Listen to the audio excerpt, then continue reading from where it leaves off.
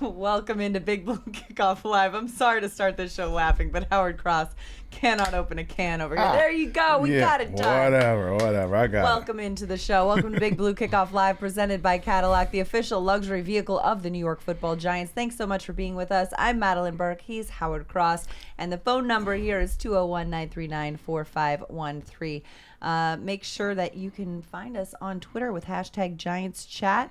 And as a reminder, you can find the archive of this show and our entire podcast network on the Giants mobile app, podcast platforms everywhere, and on giants.com/podcasts.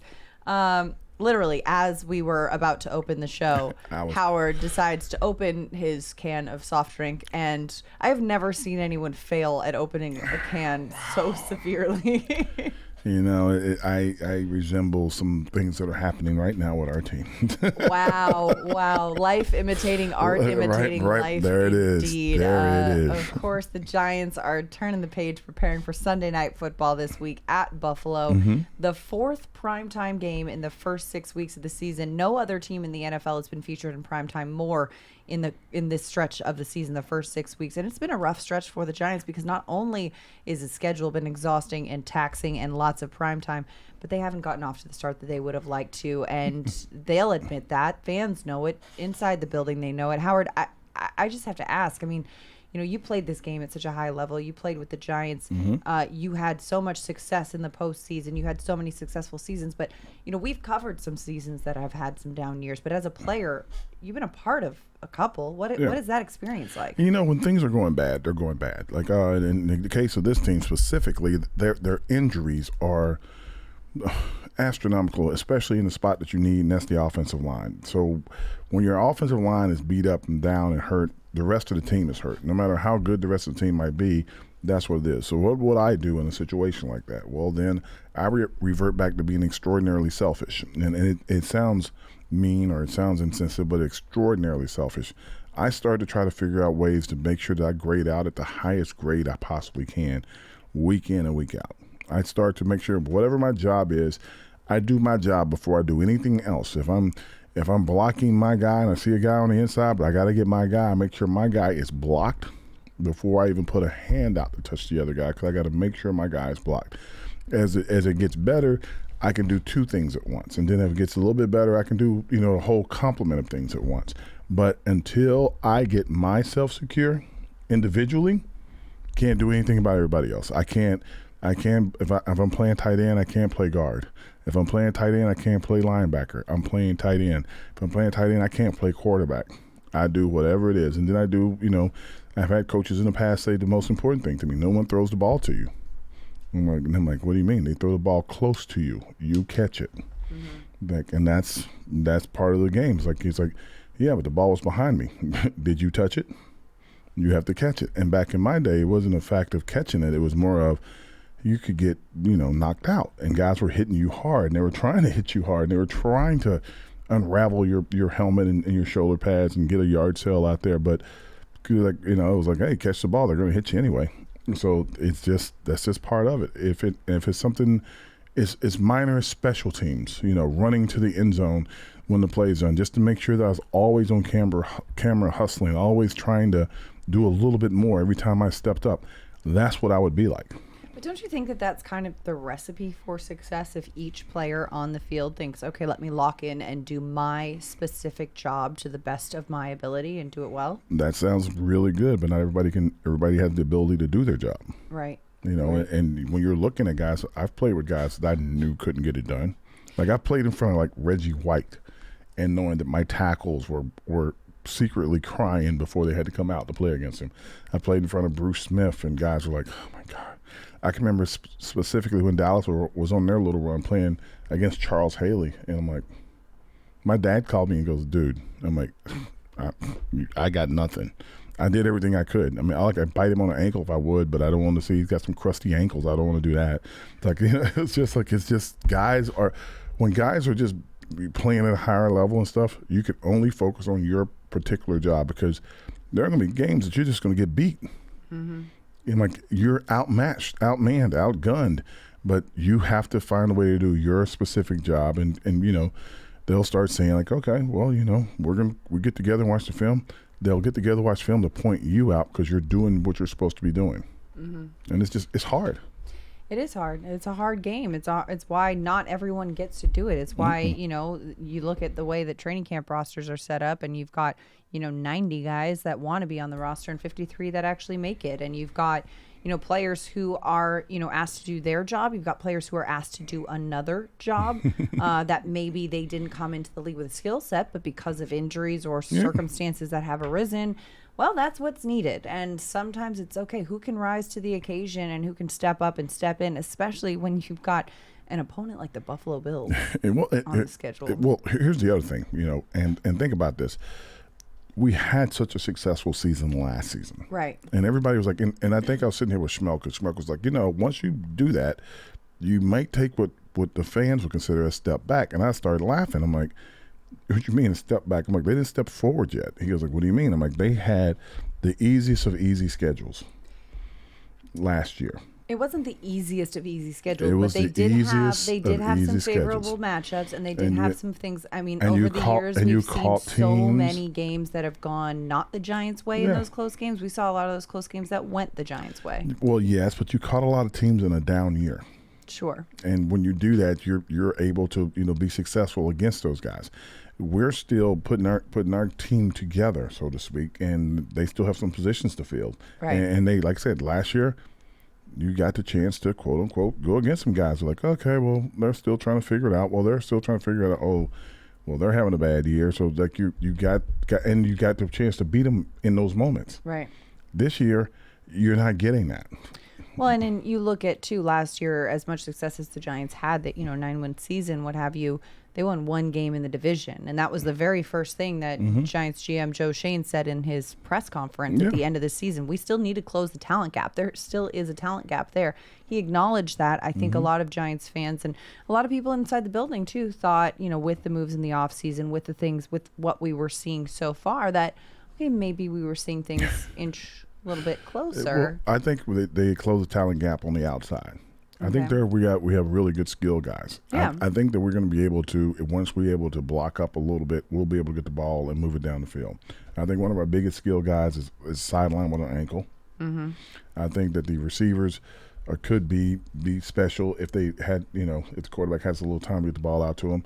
But I'm going to tell you, before the season, they were saying things like, if we get the right combination of guards to play, we're going to do good. Yeah. And I told people, watch the preseason games. If you're watching the preseason games and you consider that our, guards and line, offensive line, so to speak, as they're playing in the preseason, they weren't playing all that well. And I'm like, if they have to play against starters, they're going to have a hard time. Yeah. Yeah. And that's not an excuse. That's just a fact. They're just struggling. So they're looking, trying, and they're out now.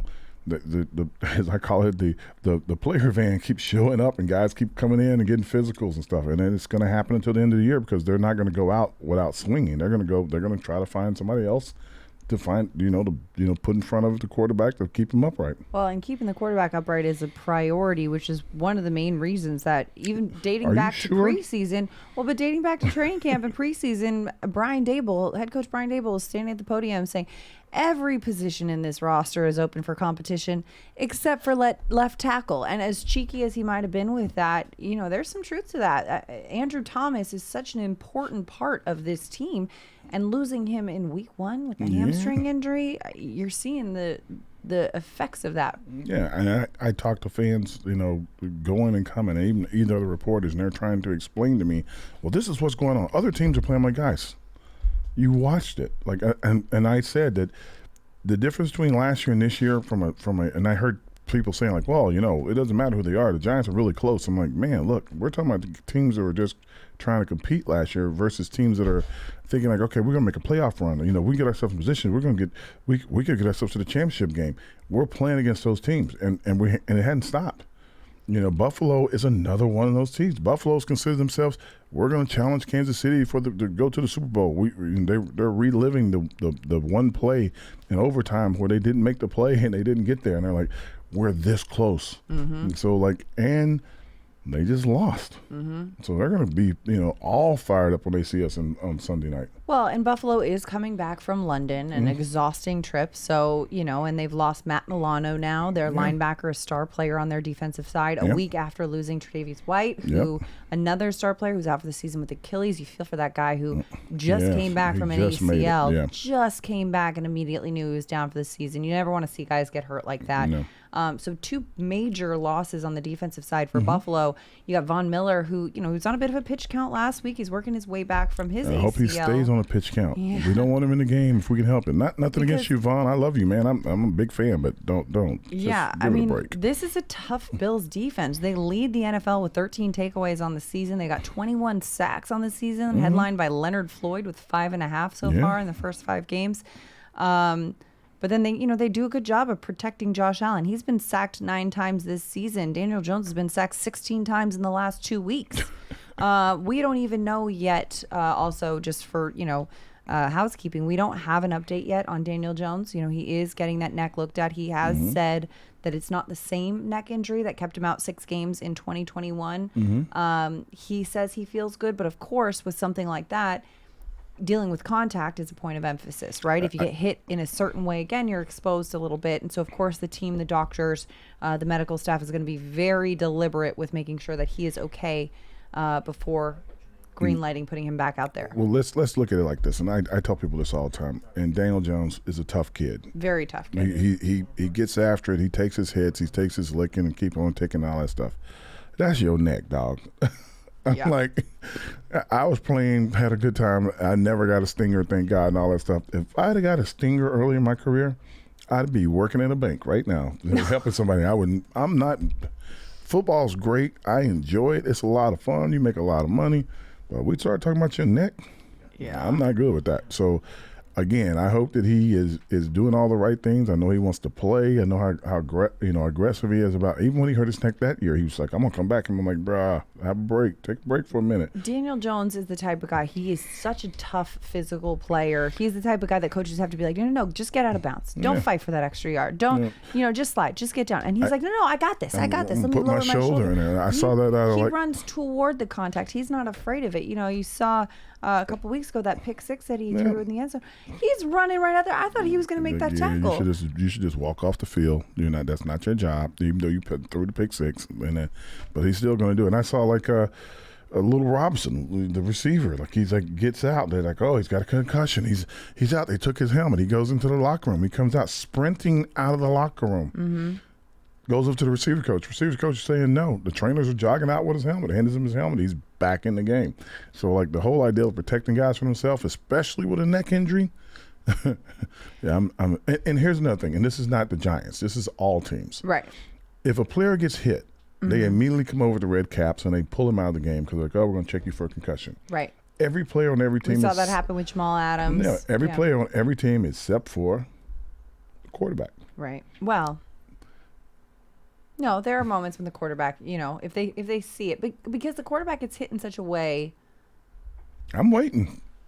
I don't know. I watch games all the time. I'm not walking into that. I'm not wading into that conversation. We'll leave it alone. We'll leave that one alone. That's above my pay grade. I see it in college. I see it everywhere. I'm like, if that had been another player, he'd be out. That is above my pay grade. But you know what, Giants fans? Join us on Sunday, November 5th at Blue Ale House in Riverdale, New Jersey to watch the Giants take on the Las Vegas Raiders. Enjoy Modelo drink specials, meet a Giants legend, and enter a raffle to win game tickets and more. Visit giants.com/bar network to learn more. I still am so proud of myself that I finally got that read down.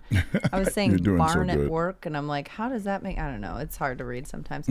And you know what, Giants fans, make sure you go and subscribe to the Giants Huddle podcast. It features long-form interviews with Giants players, coaches, and front office staff, past and present. Plus, hear from the best analysts covering Big Blue and the NFL. Search for Giants Huddle and subscribe on your favorite podcast platforms, or simply go to giants.com/podcasts. And don't forget, if you're on Apple Podcasts, leave a 5-star positive review for all of our Giants podcasts. Let us know how much you enjoy listening. Appreciate all that good stuff. We love the good vibes that you leave us here on our shows. 201-939-4513 is the phone number. Howard Cross at Howard Cross 87. Madelyn Burke at Madelyn Burke. Let's go to the phone lines here. We've got Pete in Staten Island on line 1. Pete, you're on BBK with Howard and Madelyn. They had a great golf course out there, by the way. How are you? I'm very good. Good afternoon. Good afternoon, And, Pete. Howard, first off, I want to congratulate you on your son's play. Oh, I right, appreciate that. No problem. I saw it. Those were unbelievable stats. Unbelievable. He's got some good stats. He's a go-getter, man. He played for the first few years and kind of played behind somebody. When they let him in the game, like he would get it done. I'm like, have fun, kid. He's having a good time. Excellent. Okay, so there's been some chatter going back and forth between fans, over the last couple of weeks, as far as where we might be going in the future. I'm not even gonna, as far as I'm concerned, the season's over. I know we have a lot of games left, but the season's over. Okay. We see where we are. Right. So the thought process that I have, Howard, is that there's a right way and a wrong way of building a team. Okay, so the Giants have a lot of expiring contracts coming up. Okay, I don't think you're going to be seeing. I don't think McKinney's going to be back. I don't think that I can name like 5 or 6 different contracts. Leonard Williams. Okay. Leonard Williams, McKinney, Waller, Barkley, and there's probably 2 or 3 other more that probably will not be on this roster next year. Okay. So my idea is that if with all these expiring contracts, the right thing to do here is to try and sell them off at the trade deadline if you can. Collect your assets and start from the beginning. And the other narrative is to run it back, which I honestly don't think we're going to pay these guys.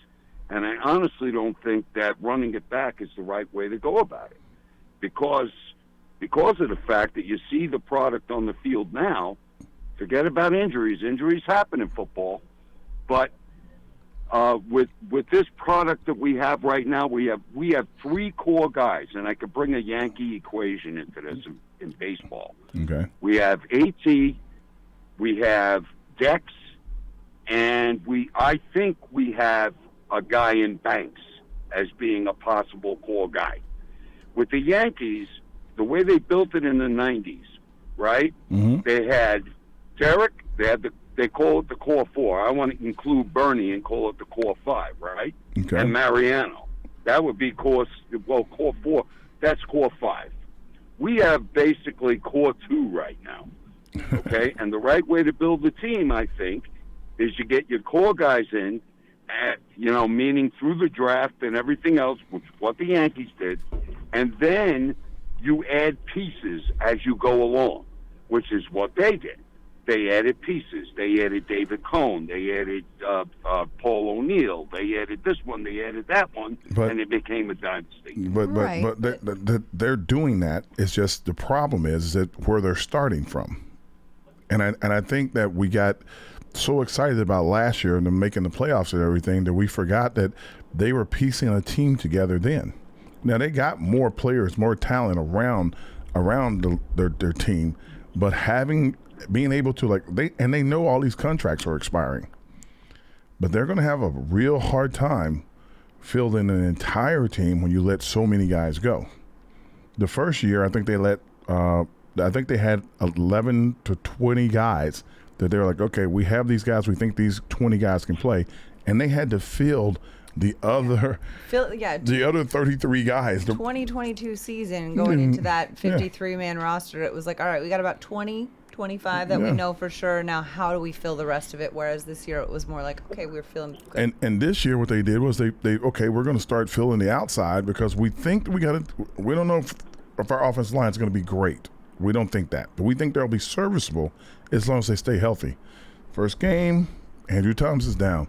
Another kid goes down. Another guy goes down. And now you're mixing, and they got to figure something out. But there's nothing they can do until they get offensive linemen healthy enough to play. And everybody says, well, everybody get injuries. I'm like, if you lose your entire offensive line, usually you lose a lot of games right after. Okay, so see, Howard, I'm in agreement with you with the comment that you made earlier. Mm-hmm. Okay, I happen to believe, like last year, a lot of people didn't know what the Giants were going to be. In my opinion, last year, I looked at the schedule and I said, I think the Giants could win 8 or 9 games, looking at what the schedule is. We played teams that were running out second and third string quarterbacks last That's year. right. So I looked at that. So then coming into this year, I said, guys, if we wind up with 7 or 8 wins this year and improve our play, that would be a plus. Yeah. Right? Because I looked at the schedule this year and I said, Jesus God, if we play and we win 7 or 8 of these games, I'm going to consider that an improvement because of who we're playing, right? Yeah. So I happen to believe that if you looked at things through rose-colored glasses last year, or as Dave would say, blue-colored glasses. Mm-hmm. Yeah, absolutely. So I think that I don't believe that Joe was fooled. I don't think he was. No, he wasn't. But I think that he was hoping. And you know what? In that position that he's in, I don't know if hoping is. That's why I'm saying, there's you no. agree with me, Howard? I agree that you need core guys, and I agree they're going to build them through the draft. And I think that this past couple drafts that they just had, they've put some guys in place, and I think those guys are going to be around for a while. Thanks so much for the call. Thanks for the call. I think that when we're talking about a team and thank you so much for the call. I think if you're talking about a team with Joe and Brian and everything, I think you're thinking of it in the situation. To explain it better is that, okay, you come in, you have 20 guys you think can play, and a kicker. Like that's what we got. And I'm not saying the kicker's not a player, but you have 20 guys you think can play the positions out on the field. They start to fill the outside and skill guys, and they draft well. They draft a center, they draft a receiver, they draft a DB, and they draft 3 guys that are playing and contributing now and look pretty good. And they get another guy in Hawkins, and I know he had a bad play in the game, but for the most part he's a pretty good player. So that they're establishing and building their core of their team through the draft right now. They're trying to find other guys to help as they go along. That's where the A'Shaun Robinson comes in and Nacho comes in the interior to try to help prevent and slow down the run. Now, if you look at the team they played this past week, the Dolphins, that's a track meet. Yeah. That's world-class speed, and if you hadn't seen it, that's what it looks like. That is absolutely what it looks like. I mean, if you were watching the game on the broadcast, you see they pulled up a graphic, and the top 7 recorded fastest game speeds in a game this season are all Miami Dolphins. Yeah. Tyreek Hill, Raheem Mostert, Achane, and all that kind of stuff. Yeah. It's just the 3 of them rotating between, and they had most of the top 10 as well. Yeah. It's funny. Fast. Yeah, because despite that, Pinnock still outran all of them on that pick 6. Yeah, but I know. I'm just trying to give a little that was sprinkle cute. of sunshine. That was cute, but let me put it like this: when they caught a screen on the outside, the Giants would have it kind of diagnosed. Yeah. And the interior guys have to come out and fill the play to hit him, hit the guy. 3 times or 4 times they ran that play, and 4 times the interior guy was like 2 steps in, and that guy was like 4 yards down the field. Yeah. Like that is speed. And I'm like, okay, well, and I was like, and I'll be honest, I was impressed that the Giants kind of hung in there and fought a good fight. But too many hits on the QB is just too many hits on the QB. Absolutely. There's only so much you can do when your quarterback's on his back. Giants fans, you know what? You can take your fandom to the next level with a season ticket membership. Stay connected to the club all year round, not just on game days. Memberships are now available for the 2023 season. To learn more about all the exclusive member benefits, visit giants.com/tickets. Limited inventory is available. 201-939-4513 is the phone number here for Big Blue Kickoff Live with Madelyn Burke and Howard Cross. We've got Ben in Florham Park on the line. Ben, how's it going? You're on BBK. It's going well. I wanted to talk about 2 things. One briefly about to whip a dead horse, but to see this scoring is remarkable. So PFF does positional rankings every week. So there were 65 tackles that played, and this is including Monday night through Sunday night. Of the 65 tackles that played, Matt Pert, Evan Neal, and Izudu came in 63rd, 64th, and 65th. Well, Izudu's not a tackle. I know, no, but he's playing there. He's playing tackle, yeah. Yeah.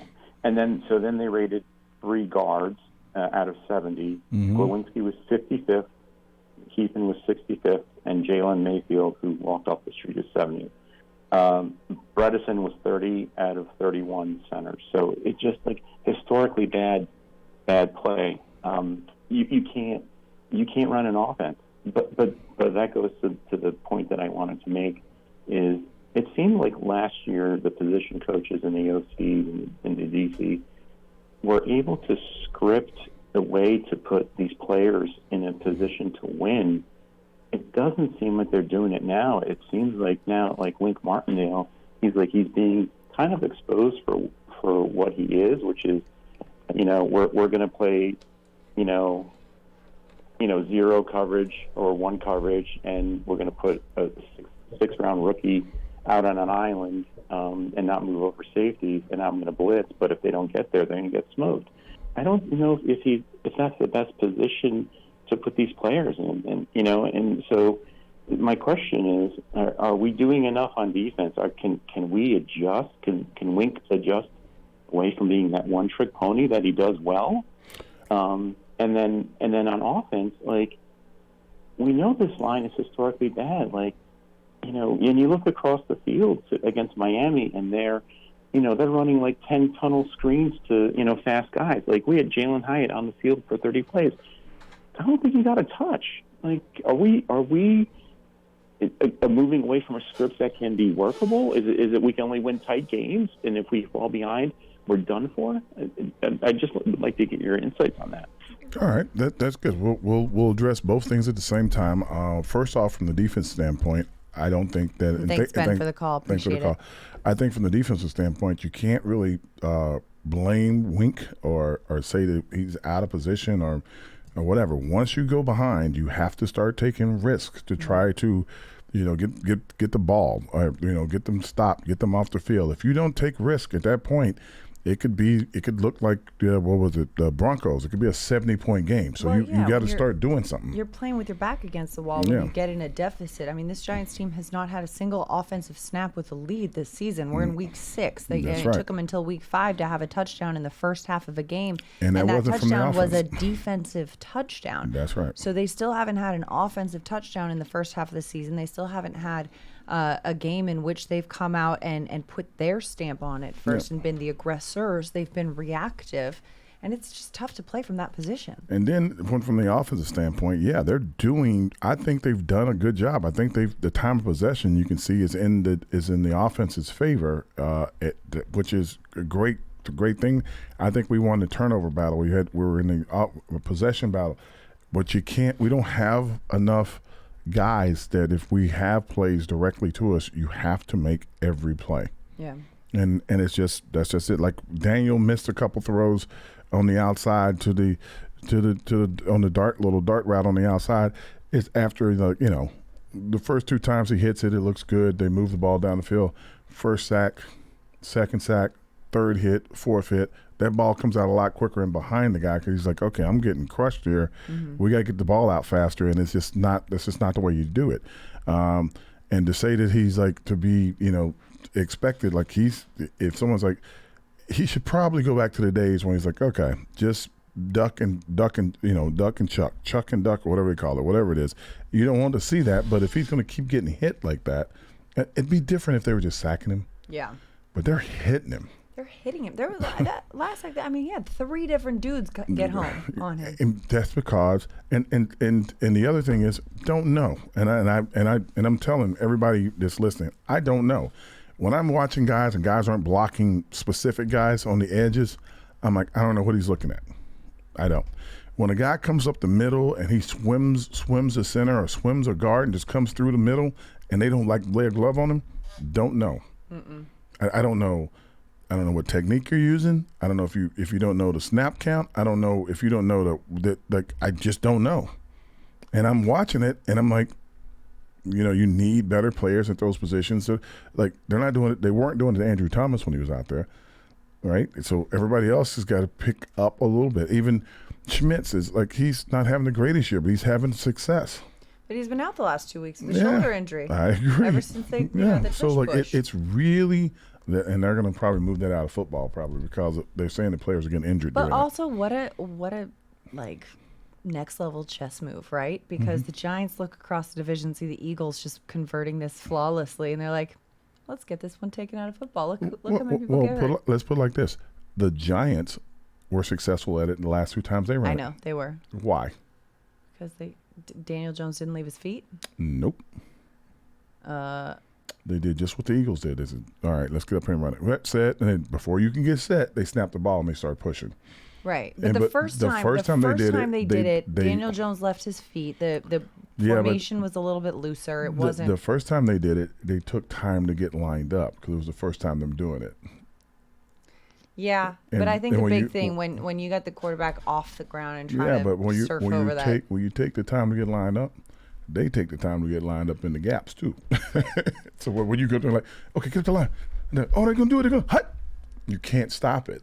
Yeah. But if you wait and let it, okay, you are you ready? We're going to try it now. You ready? How do you even litigate that? It is illegal to push a tush of a player. What is the rule that you? You know what the rule is? And in all fairness, the rule is, and I'm trying to think of how to explain it. The rule is the same thing that they use when they talk about the field goal. Mm-hmm. Like in the field goal, we used to be able to you'd stand behind the guys, the rushers in the middle, and you would push them, trying to push over the middle of the protection to get your hand up to block. Well, they decided because the guys had their legs interlocked that it was dangerous and guys were getting pushed back on their knees, and they had to stop it. Right. So they're looking at the tush push or the whatever it is called. The brotherly shove. The brotherly shove, and they're saying maybe this is the exact same thing, and it kind of is. So I don't know how they're going to fix it. I mean, it was last year they had it. They had it, and they started talking about it last year because they started talking about it, but they didn't do anything about it. Well, and now this is the first year that every team across the league is doing it. Yeah, and the Cowboys doing it the other night. And you're seeing guys come out of the piles limping, and that's what the league doesn't want. It's like a rugby scrum. It is, and these guys don't play rugby. They don't. No. They wear much more padding than rugby, and they have much more physicality, I think. So I don't know how that's going to work out or how long that's going to last, but I think that it's not long for this league if another player gets hurt.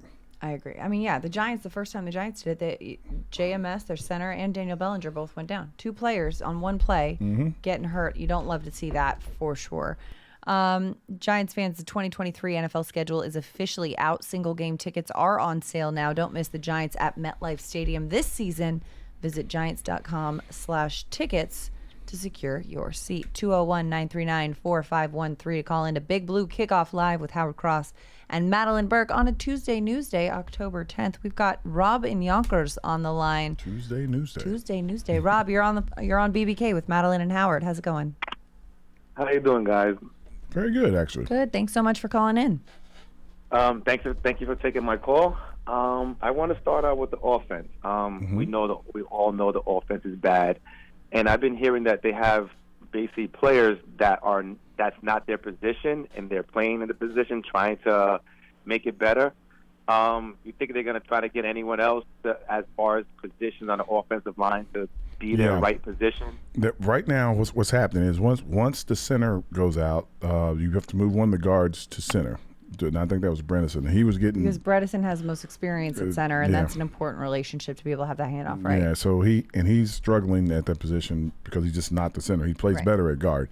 The left tackle where Thomas is played by a left guard. The player that Josh Azudu. The player they wanted to play it is Matt Pert, and Matt is trying to recover from an elbow injury, so he can't get in to play the position. The guy who was playing right guard was Marcus McKeithen. Was only in the game, only played 2 NFL games or something because they drafted him and he got hurt? They drafted him last year. He was Josh Azudu, the guy who's playing left guard, his teammate at North Carolina. And got Azudu hurt. was a 3rd-round pick. McKeithen, I believe, was a 5th. And McKeithen had an ACL injury in training camp last year. So his rookie year was essentially a mulligan. This is his 2nd year, but it's This his is rookie basically his season. rookie season, and he's playing on one leg. And he's got a brace on that right knee where his ACL was. He's coming back from that injury, which is a tough one to do, and filling in at right guard. So he's playing basically his rookie year with trying to feel himself back in the position. So are they going to have other guys? I believe they just signed Justin Pugh. They did. He said he's going to need a couple weeks to work in football shape. Yeah, so he's trying to get himself ready. Like I said, the school van passes every week, and guys get off and they try them out, but they're trying their best to fill positions as quickly as possible. And I'm sure they're looking at everybody's practice squad, trying to see if we bring somebody in, how long would it take them to get up to speed? Yeah. 1, and then 2, what do we do when our guys get healthy? If that's the case, so it's a lot. There are a lot of irons in this fire. So I know they're trying to do the best they can, but I know it's a lot of irons in the fire. Honestly, I'm scared. Why I'm scared? Because we don't need Daniel Jones to get hurt. He already got hurt. And then as soon as Tyrod Taylor comes in, he gets the wind knocked out of him. I'm like, damn, we're about to be down 2 quarterbacks in one game already? Yeah, I mean. Well, last year when that happened, Saquon was taking snaps, and he's not out there right now. And I'm gonna put I think Breida was preparing to take snaps then. So it's tight. I mean, it's a tough game to begin with, but if you don't have your offensive line intact, the person who suffers first is your QB. So that's what they're dealing with. And believe me, they want to do everything they can to keep Daniel upright. So if these guys do get healthy, they'll have a better chance of winning some games. Because I was looking at our schedule, and I think we're going to win maybe about 2 more games. That's what I see. I was like, I'm scared, but that's what I see as like we'll maybe win 2 more games, and that's it.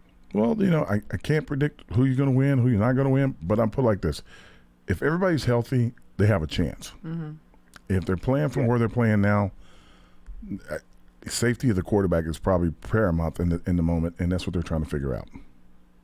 And I have 3 names for you. I have Eric Flowers, Nate Soldier, and Evan Neal. Oh wow!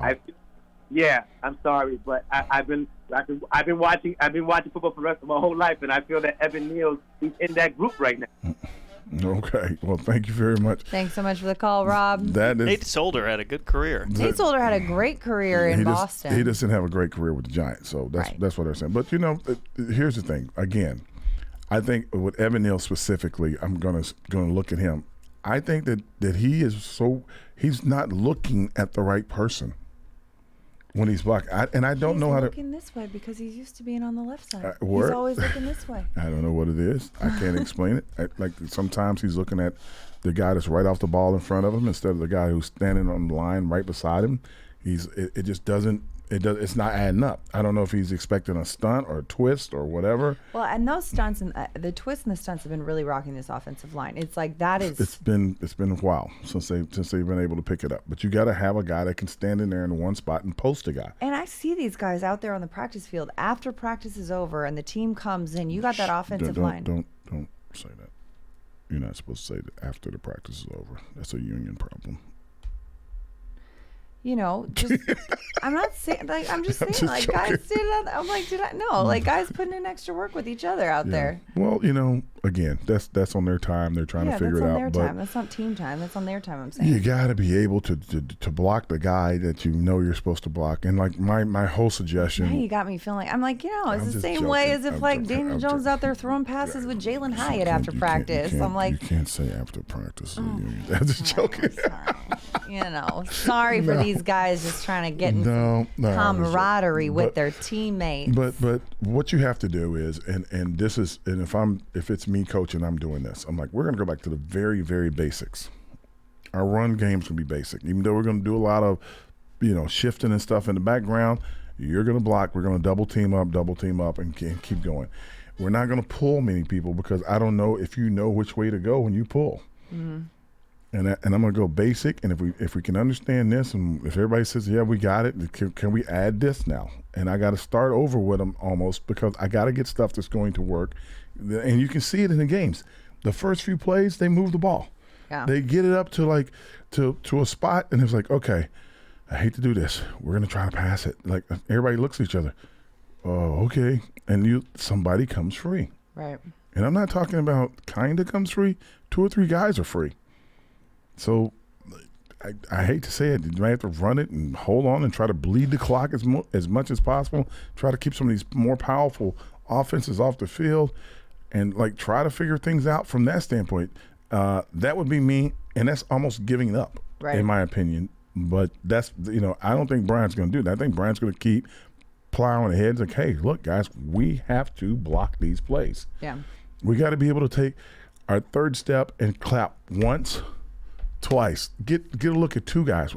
We're getting to our third step, and we're not clapping the ball to check to see where the next read is. We're clapping the ball because we're about to get hit. Yeah. No, Daniel Jones doesn't have time to get into a 3-step drop. Yeah. By the time he's in step 1.5, he's... Yeah, and to try to throw a 5-step drop, and that's why he's playing out of the quarterback, not quarterback, shotgun, so that he can be back already to try to catch the ball and get some time. But even once the ball is snapped, it's not all. It's tough. So I don't know how to explain it to him, and I'm not beating on the guys, but you are what your ability is, and you got to figure it out. The problem that I know these guys are probably terrified. 1, they got Daniel hurt. Yeah. 2, they know that, hey, look, I'm playing for my career now. Yeah. Because, too, like somebody, after this game, Josh Azudu went up to Daniel Jones and was like, I am so sorry, man. I mean, like 2 weeks ago, he was in his full uniform at his locker after the game and just sat there staring blankly. That was the game that they gave up 11 sacks. Mm-hmm. This one, Daniel Jones goes out of the game, and Azudu goes up to him and apologizes profusely. And Daniel's like, listen, just keep working at it. Just keep working on it. But I mean, it's not like these guys want to not block these guys. It's just, hey, look, you can't. And Daniel's all class, and he's not going to be like, hey man, I need you to get something done. Like he's not going to show up one of the guys or anything. But he's taking He's taking a good beating. And I said it a few weeks ago. I'm like, dude. And this could be a wake-up call, right? I mean, these guys are being, told, like, you got to do better, you got to do better. But when you see a guy, one of your own, one of your captains, going down this way, and you see, like, this happened because you blew your protection, that's like you are in that film room, you are working your tail off, because this Buffalo Bills team is no joke. And I know. And they're not going to try to hide it. And they're not going to try to, like, disguise it. They're going to say, we're going to try to jump on these offensive linemen early. We're going to try to intimidate them.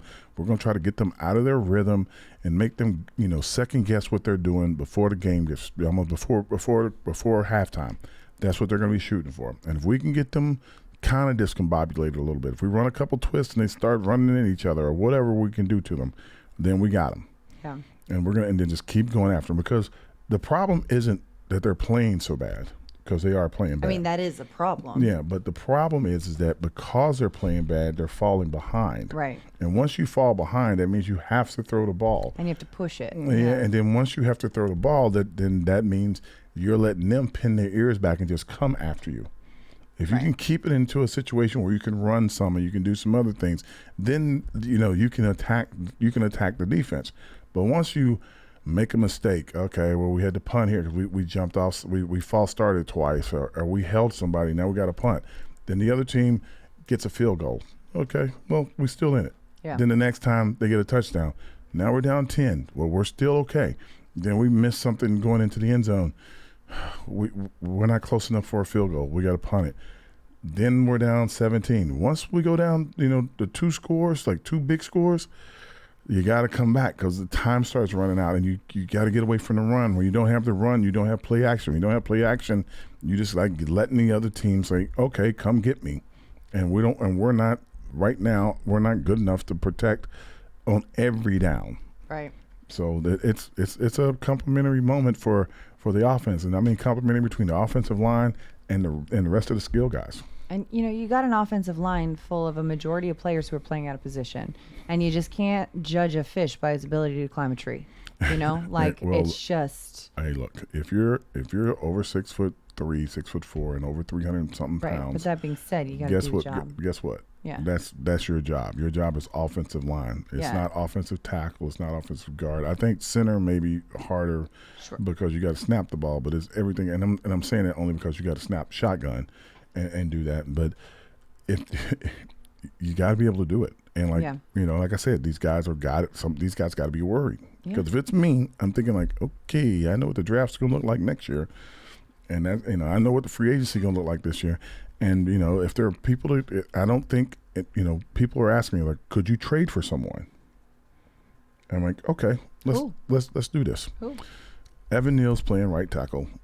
Thomas is back at left tackle, and Schmitz is at center. Who can you trade for that could make one side of the line, right or left, so much stronger so quick that it would be worth it to lose draft picks that you're going to need for next year? Mm-hmm. That is the thing. Like you'd have to get somebody who could actually be almost at a Pro Bowl level. And you're going to have to get somebody who the team that they play for is willing to trade them away. It's not like you're out here window shopping. Oh, we'll take that one. No. Because for a trade to happen, that team has to say, yeah, okay, we'll take your draft picks in exchange for this very valuable offensive lineman. Yeah. And as we see across the league, offensive line struggles. Yeah. It would have to be, and this is what I would. If I'm the team that you're coming to, that means I got an extra lineman, and right now we're doing good, and we've developed a guy, and this guy's pretty good. I'm not going to trade you the guy that's starting. Right. I'm not going to trade you the guy that's the backup. I'll trade you that guy that we're developing. Would you like him? And what would you like for him? I think he's going to be really good one day. Exactly. He's got great potential. That is how it works. That's how it works. Potential.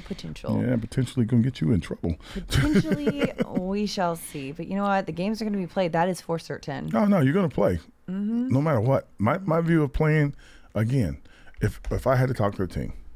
Yeah. What's your... All right, Howard Cross pregame hype speech.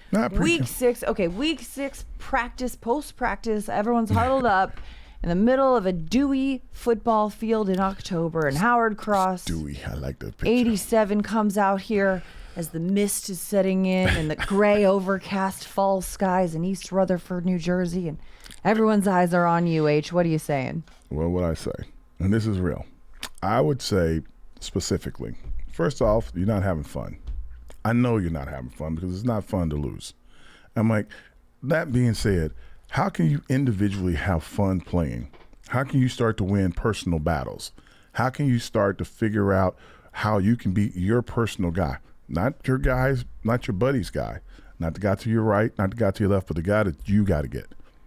Because there's fun in beating somebody in this game if you can do it personally. Whether it's offense, whether it's defense, I don't care. Go have some fun, kick somebody's bleep, bleep, bleep, bleep, bleep, and you do it personally.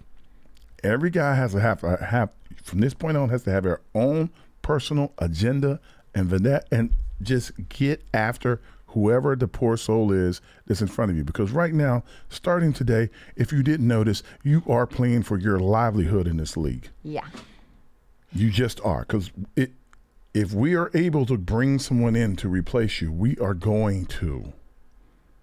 And the team goes on your back, not on anyone else's. You got to make it. You got to make yourself. So have fun. Have fun. Enjoy yourself and make somebody pay for the pain that you're feeling.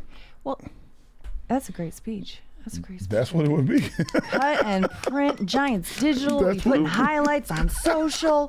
Be like, look at this. That's look terrible. Look at this motivational, moving moment. That's terrible. Go out there and have fun in your individual battles. What is your why? But think about it. But that's I'm what it is. I know. I'm being cheeky, but I mean it. Right. But this is the other thing too: is when you're in a position like this, and Howard, you'd know, you're struggling. The team as a whole is struggling, and it's got to be human nature for some of these players to be looking around and not trusting their teammates. to cover their assignments. It's like, I'm going to do my assignment, and I'm looking over my shoulder to make sure you're doing yours. That's why you win your personal battle. But that's what I'm saying. Do we need to get like some wilderness retreat with some trust falls and build up that? I ain't trusting nobody. I know, I got what you. I'm saying is like, you and me got to lock in. You and me got it going on. It's like, hey, Madelyn, hey, I'm sorry. I hope you can block Micah Parsons, but bro, you and me got Mike. Yeah, this is Madelyn, you got to win your own battle. Yeah, you guys have fun doing your dance over there. But that's the thing, and it's if you can focus on, because a lot of that too, you can't really focus on winning your one-on-one battle if you're looking out the side of your eye to make sure that your teammates doing their job and your teammates doing their job, and you're starting to not trust everyone around you. Here's a great example. Will Howard plays in the game. He plays against Duke. He has 13, set some record, blah, blah, blah, and he's getting ready to play the next one. Record, as though you don't know off the top of your head, Howard. I don't know what he was doing. Oh, but he's playing. You sent it to me on He's playing Louisville the very next week. Mm-hmm. And I say to him, I'm like, guess what? He goes, what? I said, now you're famous. He goes, what? I'm like, you can watch tape of the game. Mm-hmm. He goes, yeah. Watch it. Try to figure out who's strong, who's weak, how they step, whatever. He goes, okay, what's the issue? Oh, they're going to all try to block you. So whatever you're watching doesn't exist. You just need to figure out which guy's the strong guy so you'll know what you're dealing with when two guys grab you. He goes like, oh, I got it, Dad. I'm like, okay. Mm-hmm. I'm like, you sure you got it? No, he still had a decent game. He had 7 tackles. He probably had some pressures and all that stuff, 3 or 4 tackles for loss, but he didn't have 13 tackles. No. You know what he said to me just this morning? What did he say? I was watching tape. They didn't do anything they did before. I'm like, you got to learn to win your personal battles. You have to know what's coming for you. You got to know, hey, look, this is coming. It's kind of like watching the old Jurassic Park and the water's trembling because you hear the doom. Mm-hmm. Doom. And I'm like, okay, it's coming. It's coming. Or like Dion says, we're here. Like, all right, so you have to be ready to win your personal battles. Okay, so now for the rest of the year, what do you tell them? What do I tell them? Hey, look, now you know what everybody's going to do. I don't care if the guy's an All-American. That All-American does not want you in the backfield dancing and bowing to the crowd after you make a play. Yep. So Notre Dame's Defensive Player of the Week, per the one of several Instagram stories about young Howard Cross that I have received from a proud father over here. Look at my boy. But my point is he has to learn to adjust and get after it every game and be relentless. He's supposed to be undersized and all this stuff. He plays 60 snaps a game. Right. 60. So he's doing above and beyond what they're asking anyone else to do in theory, but he's doing it. And that's what it is. I'm like, what's the difference between all these years besides the plays he's making? Kids having fun. Mm-hmm. I'm like, have fun. I don't care what they're talking about. I don't care who's saying what about you. Be nice in your interviews and nod and smile and And then when the game starts, the music's playing, okay, let's go do it. It's time. Like, you are in trouble. I showed up. Like, we're going to kill you. Like, okay, I'm still here. And just get after them the entire game. When they leave the game, win, lose, or draw, they should say, damn, man, he was really getting that. That was ridiculous. That's what you should want every guy that you play against to feel. Absolutely. Mm-hmm. Absolutely. And it just starts with oversimplifying the fundamentals, doing your job well, and executing and getting back to the basics. Get right in your grill, right up front. Hey, like, this is on you. We know what's happening. Time to have fun. Pick your guy. You should go up and you should have their team things up there and go up there like, this is mine. He's mine. I'm telling you. That's what it is. Paul Wall style right there. Listen, I mean, week in and week out, it's why they play the games. Games are not won and lost on paper. Mm-mm. They're not won and lost in the media. They're not won and lost in the stat sheet. They're not won and lost on Pro Football Focus or Next Gen Stats. Only on the scoreboard. Only on the gridiron. Only on the field. When the clock goes ding, that's when you know who won. Does it ever make that sound anymore? No, not really. Inside, I feel it. You feel it. You feel it in your soul. At the end of the game, you see the zeros. You go see a high school game, you hear it, it's kind of cool. Yeah, I guess that's true. That's true. Not so much the case on Sunday Night Football. Of course, the Giants are traveling back to Buffalo. Brian Dable and Joe Shane and several players on this team making a triumphant return to Buffalo. Hopefully it's a successful one.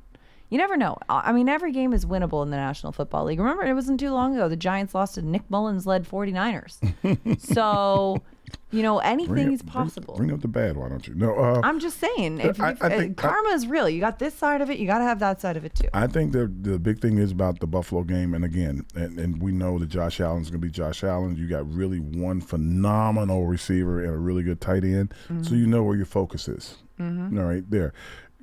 Defensively, they're going to have to figure out a way to, contain the run specifically. If they can contain the run and then get to Josh a little bit, and he's just a big man to knock down, but get him on the ground a couple times and hopefully get your hands up and make him throw a couple tip balls like you did in this last game. That will rattle Buffalo. Exactly. That will rattle Buffalo.